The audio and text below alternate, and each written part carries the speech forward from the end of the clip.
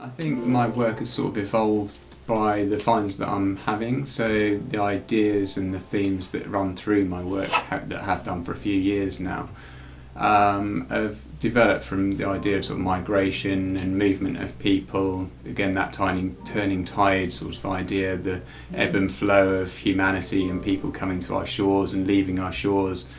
Sort of migrations and pilgrims, people, Anglo-Saxon kind of settlements that have been discovered nearby to where I'm collecting wood. So in the back of my kind of mind I have all those, that history and that sort of resonance that hopefully comes forward to today. So I suppose in some sense then it's difficult to place where my work is made. It could have been made, a long time ago, or it could have been made yesterday, and that's quite a nice kind of, way to look at it really.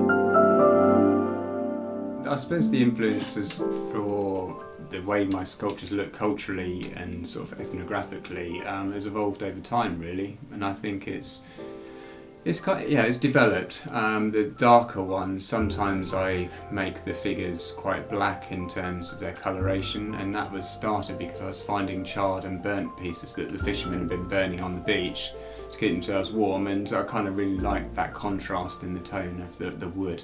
So that's where the kind of darker tones started to come from. But then I started sort of looking at the different qualities of the wood and the different exotic woods that are washed up. Quite often they're part of sea defences, which are a dark wood which comes from Australia. Generally it's a wood called jarrah, so obviously that's come from a long way.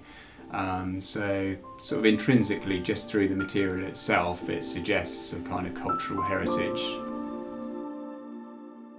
My figures do kind of resemble my profile and my physique, I suppose, to a certain degree, but I think that resonates with a lot of artists, that that's the body and the form that they're most aware of, I suppose, just looking in the mirror.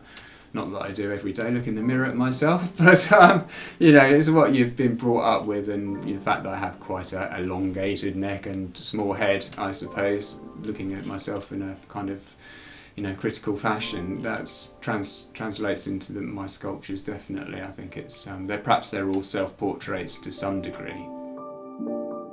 Obviously I'm kind of a big fan of Giacometti and Picasso and people like that, who kind of made those first connections to tribal art, certainly back in the sort of late 20s and 30s. So we've got a history from that point forward at re-looking at those cultures.